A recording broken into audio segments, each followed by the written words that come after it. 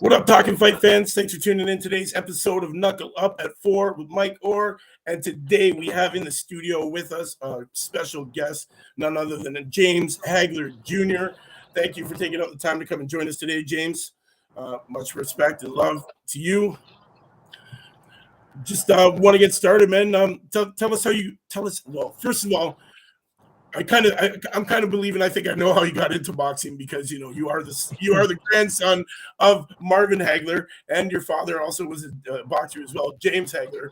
So yeah, well, how did you get into it, man? How did you get started in the game? Like I said, I grew up knowing a lot about boxing, but I was playing football at first, but I always wanted to box. But just knowing who my granddad was, and then my dad and my uncle Robbie, they box as well. Right. So So boxing been a thing for my whole life, to be honest with you. right. What age were you when you first stepped into the gym? What'd you say? What age were you when you first stepped into a boxing gym? Oh, I was a child when I first went to a boxing gym, probably like 4 or 5 years old when I first went to a boxing gym. 4 or 5. That's excellent. What so what age did you start competing? I started competing when I was 24. 24. Wow. So real late, eh?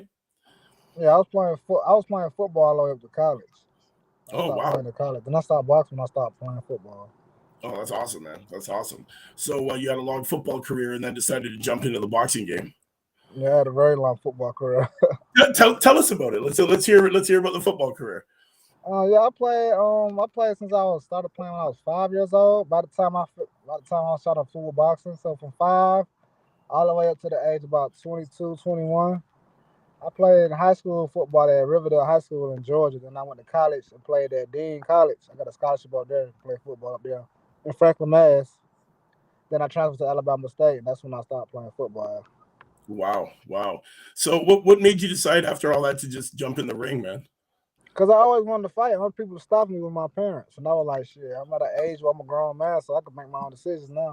Right. No, we're listening to what they had to say. You just did it.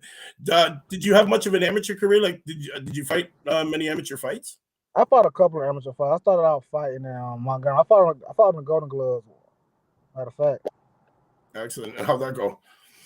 I fought the championship round, but I didn't win it though. I lost a split decision. Right on. So then you decided to just jump into the pro game. To tell Yeah, us. I did a couple of smokers and a couple of tournaments, and I decided to just turn professional for real. At my age, I'm not getting no younger. Right. What are some of the short-term goals that you have right now for boxing? My short term goal is really to win May 14th, get a professional TV debut fight, and just win out the rest of this year. That's the only thing I really focus on for real. Excellent. So, I guess you're in camp right now for your May 14th, or are you going to be Yeah, starting that's when camp? my face looks scruffy like this.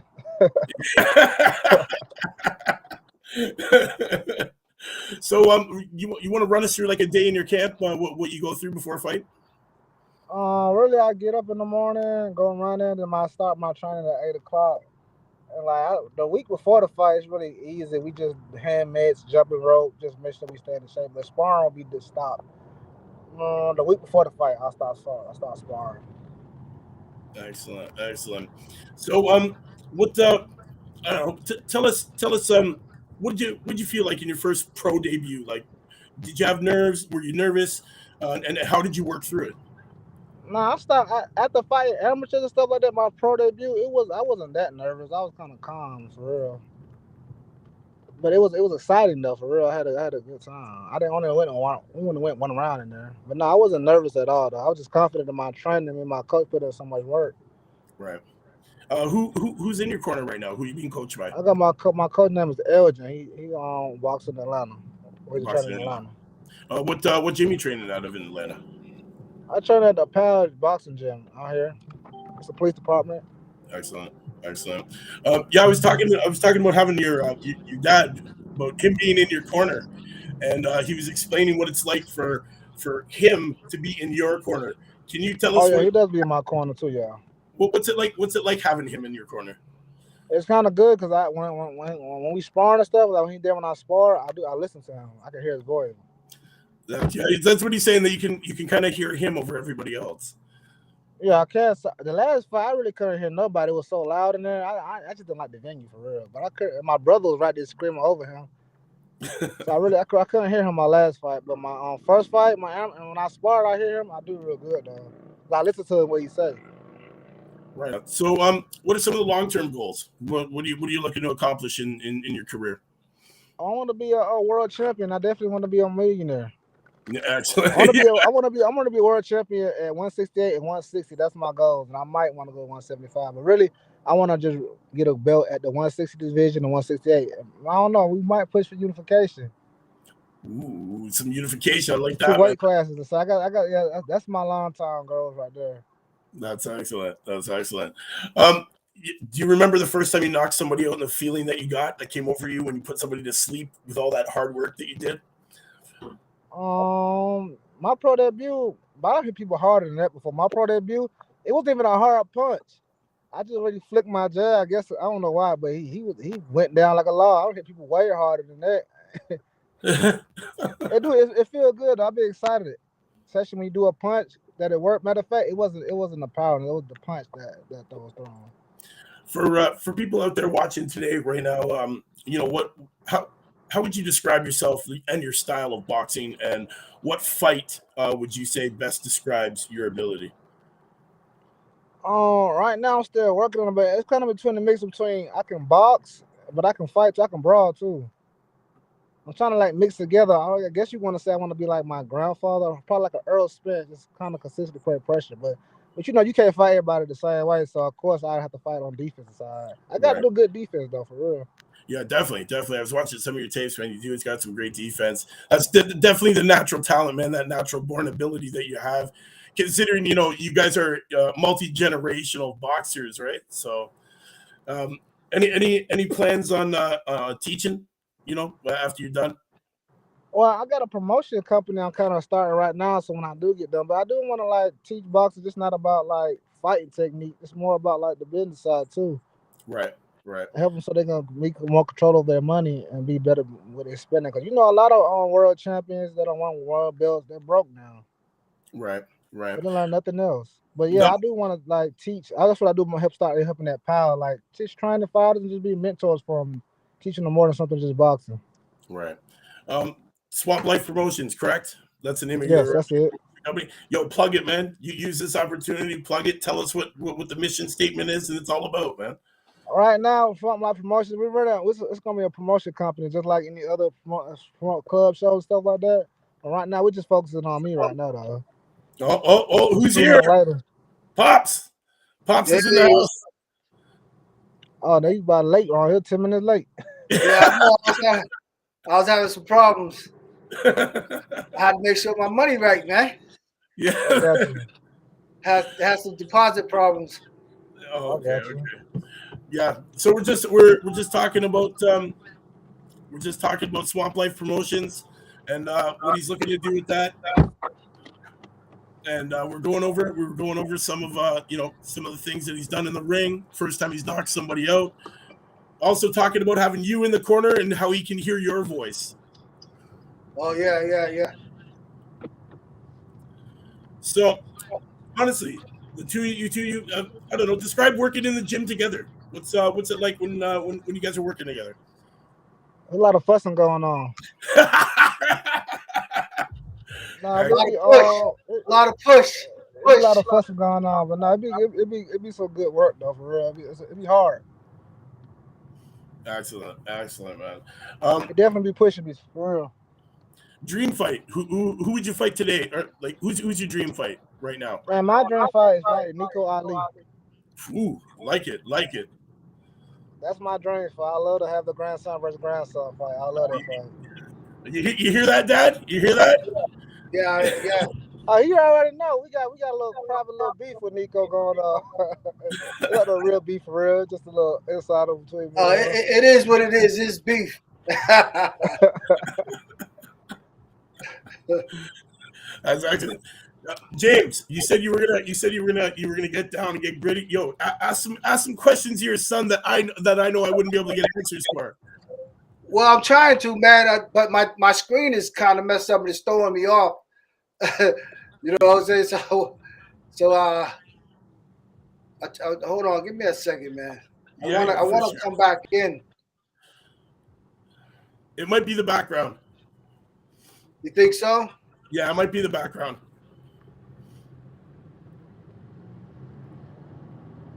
I'm gonna change it. Give me that again. Yeah, man, for sure, for sure. So, James, definitely, I'm looking forward to seeing you jump in the ring, man.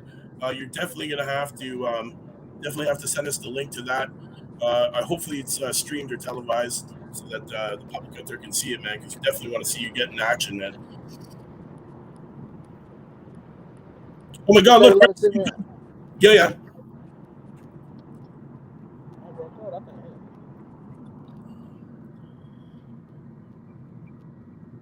Can you hear me now? Where do you live at? I live in Toronto, man. I'm Toronto. Toronto? Yeah, Toronto, Canada. We got an all right boxing scene here, man. It's but it's not too well known. Most of the boxing scene in Canada is out of Montreal. We do have some fighters on the international level there. David Lemieux and Castillo Clayton and stuff like that. We do have a pretty good fighting base here in Toronto and in Canada. But I think we're kind of slept on, man. I think we're kind of slept on as boxers. Well, you wasn't back in the day, man. No, back in the day we weren't. That's for sure. But now, yeah. I think we're kind of slept on, man. Well, we gotta get some of them fighters out there, man. You know what I'm saying?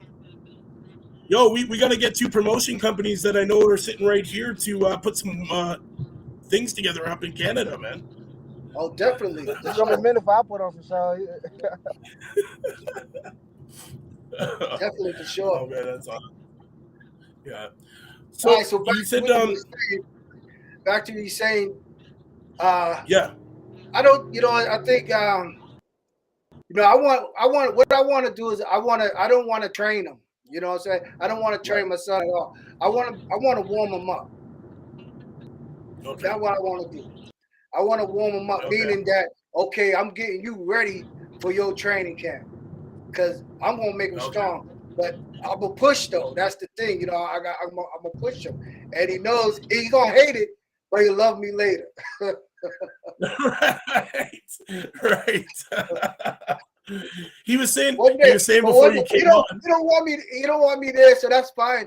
But I think that if I was to train somebody else and has success, he might look at me a little different. He was saying that. I think I need to go with Dad. Dad, come on. He was saying that the reason why he got into boxing late is because you guys didn't want him to box. Well, it wasn't me. It was mostly his mother. His mother and my dad. So, because I tried to put the gloves on him when he was real young, and he really didn't want nothing to do with it. And I remember talking to my dad about that. I was like, yeah, he didn't take to it too well. So my dad was like, all right, well, don't push him. Let's see if he'll do it. When it's time to. Because I think he was probably about like 1 or 2 years old. He was walking, and I put the gloves on him. I should try to get him to throw punches, and he just didn't want nothing to do with it at that time. He was like, yeah. So I told my dad that. So I just took a step back to see if he would fall into it. But then when I talked to his mother about it, I was like, yeah, he's about 6, 7 years old now. And I was like, well, let's try it again. She's like, no, I don't want him boxing. I don't want to get his head beat in and walk around here like Muhammad Ali. So we just left him alone. And just if it takes, it takes. And he end up doing it. And I didn't know anything about it at the time. So, I mean, my grandmother knew before I knew. And I got the blame because everybody was saying, oh, yeah, you did it. I knew it was you. And I was like, well, wait a minute. I didn't even know he was fighting. I didn't know anything until my dad, they told me he was fighting. Right. Junior, your favorite memory of your grandfather, man? In the ring. Did you ever get to see him compete? Did you ever get to go to the matches? Nah, when I was born, he was retired. I was born in 1990. Yeah. Oh wow, yeah, youngin, man. I keep forgetting. I'm an old man, man. That's why I was retired. I seen him on the clips and stuff like that. But my favorite fight of his is I like him and Tommy Hearn. That's my favorite fight with him. Yo, Tommy, that fight is wicked, man. That's a great fight, man. Him and Tommy Hearns, for sure. For sure. It's got to be one of my favorites, too. It's got to be one of my favorites. So, football, you get into boxing, you know, the transitions come pretty well. You know, you're sporting, what, a 2-1 record right now. You're about to fight May 15th. You don't know who you're fighting. You got to let us know when you get find out who your opponent is, man. And definitely you're going to have to send us a link to watch it. Definitely want to see that. You're calm, cool, and ready for it? Like, you ready? Doesn't matter who it is? Yeah, I'm ready for him. Yeah, I love it. I love the confidence, man. I love the confidence. Yo, I see a lot of your grandfather in you, man. We were talking about it. We see a lot. We see a lot of the look, man. That stare. That yeah. So, but he doesn't. You know, all these fighters, right? All these fighters. I was telling my son, I said, all these fighters have a different look about them when they come in. And I was trying to tell him, I said, you gotta look mean. You gotta look mean. He comes in with this blank look like Mike Tyson. You know what I'm saying? So I had to think about it. I said, okay, what does Mike Tyson look like when he comes in the ring? He looks like a shark. No expression. Yeah. Eyes are blank. You know, just like a shark. You know what I'm saying? So, and I say, okay, well, what did my dad look like? My dad looks like a monster, very intimidating. You know what I'm saying? So, same thing with Hearns. You know, he's like a monster, very, very intimidating look. You know what I'm saying? So, and I was like, wow. And then I look at Oscar De La Hoya when he comes in the ring, and you know, he doesn't look all that intimidating. You know, but he looks more like a shark. You know, the eyes are blank. No expression on his face, man. Same thing with you know, now looking at Sugar Ray Leonard is different. You know, he comes in and he's like a piranha. You know, you just don't know what to expect with him. Right. So all the fighters have different intimidating expressions. Right. Did you find that football has helped in any way with your boxing? As far as being hit, that's about the only thing in comparison for real. Well, it's like you said, Mike. That he's more athletic. Yeah, definitely more athletic. That's for sure. Do you find working on your stamina is a big difference between football and boxing? Yeah, it's two different things. You gotta have more stamina for boxing. Right. What do you do to work on your stamina? Just lots of running and. No, really it's sparring for that. It's just practicing. You know, you can do all the running and the follow all that crazy stuff you want to. You gotta get in that spar to get your win up though, for real. Right. Dad, I want to ask you, what's your favorite? What was your favorite memory of him when he first put on the gloves and got in the ring? It had to be his first fight. His first fight, his pro debut. He was ready. He was lean. He was relaxed. He was working on a lot of things that he was working on in the gym. It showed in the ring. That was one of his best performances. You know, you still seeing that he needed work, but he was developing, and that's what I hope to see on May 14th. I want to see the continuation of that, and you know, just like you know, one thing about Errol Spence fight with Ugas. Errol kept that jab going. That jab worked wonders. I mean, I can't stress that enough. And I always tell my son that, you know, even when he's boxing in his first pro debut, he was hitting the guy with the jab all the time. And it looked like he was getting a little frustrated because he wanted to get in and knock him out. And he stopped throwing the jab. And then I told him, I'm yelling to him outside the ring, jab. He started jabbing again, and the jab opened up everything. You know, it's just like playing. It's like what is it? It's like football. You know, you run the ball. You got to run the ball in order to pass it. You know, so that's what the jab is. The jab opens up everything, and then and sure enough, he found it open, and he actually ended up getting the knockout with the jab. Excellent. Yeah. When in doubt, you jab. You jab out. That's one thing my dad had put on his I think it was on the wall of his training camp. When in doubt, jab out. The jab will always, you know, the jab would set you free. Definitely. Jab sets it up. You know? What's up, Junior? What's your moneymaker? What's your favorite punch, man? What you like to end it with? My hook is my favorite punch. That's my strongest punch. Yeah, man. Nice deadly My hook, right man. I'm a hook. fan of that. I Always was a the fan of same that. way. I love the hooks.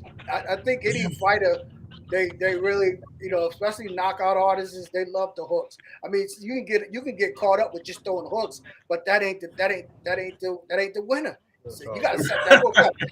If you set Right. that hook up right, Yeah, wow, beautiful punch. definitely.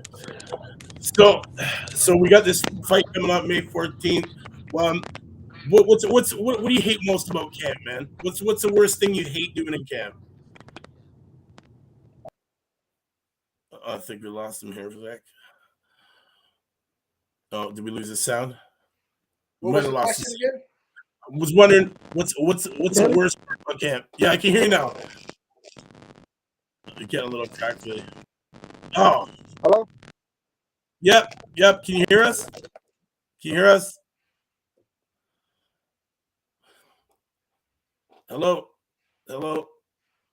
Oh, can you still hear me, James? Yeah, I can Okay. hear you I was loud and clear. Yeah, man. I was asking him what's the worst part about camp? What was the worst thing that you saw him hate about camp? The worst thing about camp, Yeah. What does he dread doing? I don't know. I would say, Yo, I There we never go. seen Hear you now. I never seen him dread anything too. Oh, I got one. The medicine Okay. ball. The Okay. medicine ball. Everybody's got one, eh? Everybody's Yeah, got one. That's I for think sure. it was the medicine ball because I remember telling him, I say, hey, you've been doing the medicine ball, putting your feet 6 inches in the air and have somebody drop the ball on your stomach. He was like, yeah. I said, all right, well, let's do that now. So we ended up doing it. He was like, oh God, yeah. I said, oh, you've been doing it all right, huh? And he never would. I never seen him go back to it. He never talks about it. So I know. Right. I told him it gets easier once you get used to it. Yeah, But man. it's good. It gets you ready for those body punches. Definitely. Honestly, before you got here, man, we were talking about his football. I had no idea, man, that he took football that serious and took it all the way to university with him. That's Oh awesome, yeah, man. yeah. That's My awesome. dad You was guys, very disappointed when he turned to boxing. He right? didn't like that. He didn't like that at all. He was like, "Wow, why'd you do that? You was on your way." Because he didn't want another boxer in the family. He wanted something else. He wanted Right. basketball, football, baseball. So he Yeah, was very definitely. excited. Honestly, because you guys are that multi-generational, athletes and boxers, and I guess it was just your dad wanted to see something else for once, Yeah, right? and he was very excited when James was playing football. I mean, James had a scholarship out there in Massachusetts, Right. and he went to Dean College, I think it was Dean, and my Yeah. dad went to go visit him, and watch him play football. And my dad was so excited about that. I mean, he was loving the fact that he was at the school. That meant to him that anytime that he was in the States, he can go see my son practice play football. Right. I mean, Right. it just really was. He was really loving that fact. Yeah, and then your son tells me that the reason why he got to start so late is because he wasn't allowed to box. Well, yeah, he was. He wasn't. He wasn't.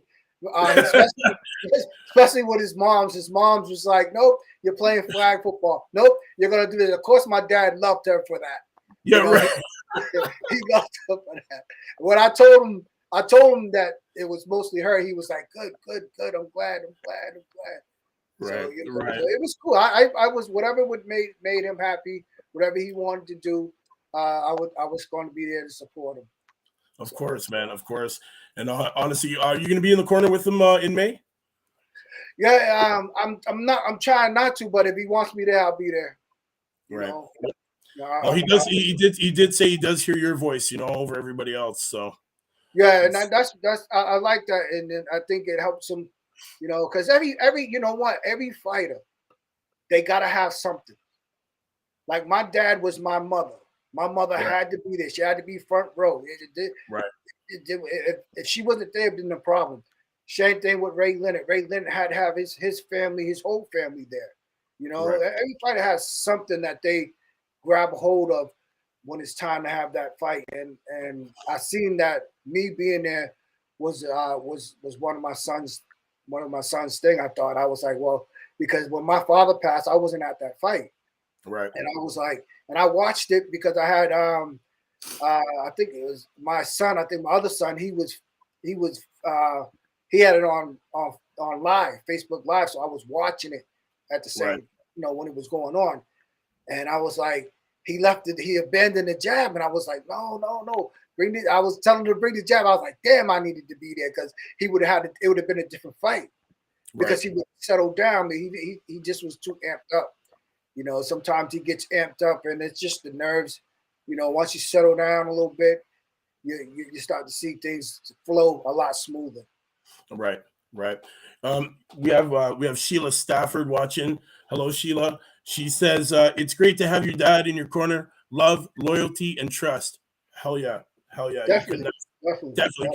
Couldn't ask for anything better than that, man. What was yours? What was your have to? What did you have to have when you were fighting?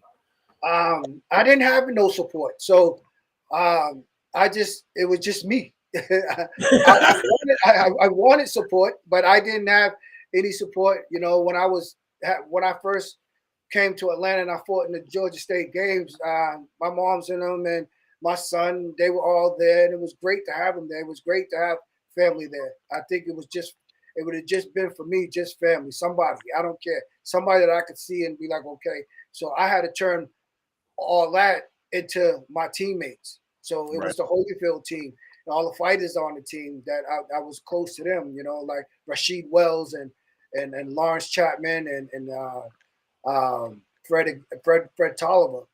Mm-hmm. And I was real close with those guys. So those guys I needed to see those guys. And once I seen them guys, I was like, okay, I was good. So I usually take to my corner or my teammates, and then I'm fine. Right. But I really want somebody, a family member there though, Yeah. I didn't have that, so I just had to find some other way. Well, now he's Don in the ring, and he's got you in the corner, screaming at him, and definitely he's hearing that over everybody else, man, because that shrill of that voice that he definitely knows it from his childhood, right? That's right, because he knows. See, that's why I want to warm him up, because he knows.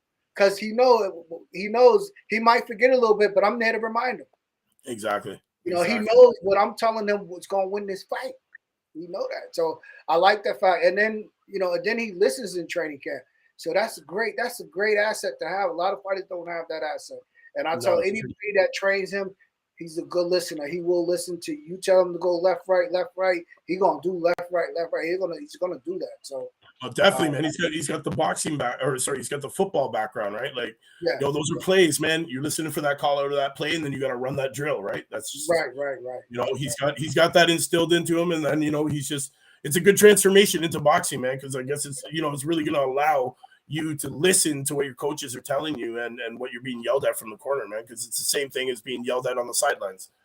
No doubt. I wonder if he's coming back, man. I don't know, man. It might be a little bit of a technical difficulty. We're getting at the end of my show, so no, I'm asking him right now. Yeah, if he can pop back on just to sign off, it'd be great. Right. If not, we'll definitely bring him back. This is about him. I know, it's about him.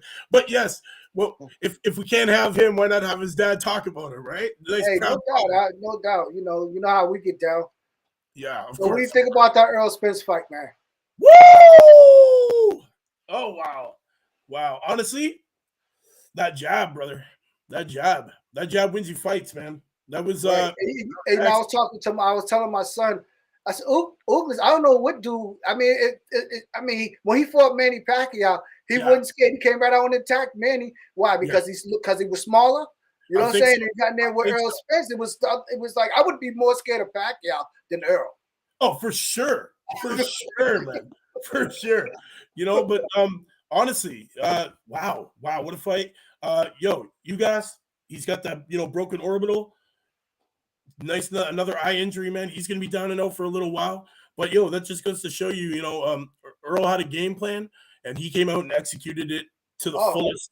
To the fullest, man. From the first bell to the last bell, he was ready to fight too. Earl came to brawl. He came to brawl. And he came to literally, shut everybody up about his eye injury and the fact that he had that surgery and stuff like that. And you know what? That was a non-issue. That was a non-issue. He wouldn't have taken the fight unless he was 100%. And then he gets in there and he executes his game plan to the T. He looked really good. He looked really good. Definitely, I have to give him credit. Looked better than he looked when he fought Danny Garcia. Even though Ugas just stood there like Chavez did when he fought Canelo. But as far as Errol came to fight and he got the job done, and I loved it. I can't wait to see him and Crawford, even though Crawford ain't gonna stand there like that. But Crawford ain't gonna stand there like that. But it's gonna be a good one. It's gonna be a good one. And Crawford will though. That's the thing. You get him mad, and it's gonna be that type of fight. I think it's gonna start off slow, and then it's gonna escalate. Honestly, I'm gonna say it here right now. I'm predicting, in the top 3 of fights of the year. Yeah. I think it's gonna be in the top 3, if not the fight of the year, man. It's gonna be the fight of the year. That's the only fight that everybody wants to see. Yeah. There was talk about Canelo and this and Canelo and that and the Chalo brothers, but that just teased everybody and it died out, and they're slowly losing momentum on their popularity now. Yeah, man. Yeah. Because of the fights that they're choosing to fight. They're gonna have to. Somebody's gonna have to. They're trying to do. Triple G and Canelo? What's that? 3 or 4? Yeah, 4. Something like that. Why don't you fight Demetrius? Why don't you guys fight Demetrius Andres? One of you guys, come on. Yeah, that's how you're gonna get back. Right? Fight that guy. You know what I'm saying? That will bring you your popularity back. Yeah, man. I like to see Boo Boo get in there for sure. Definitely. For sure. I'd like to see that. Instead of trying to get running from they're running from him. So Demetrius, he got to move up with them.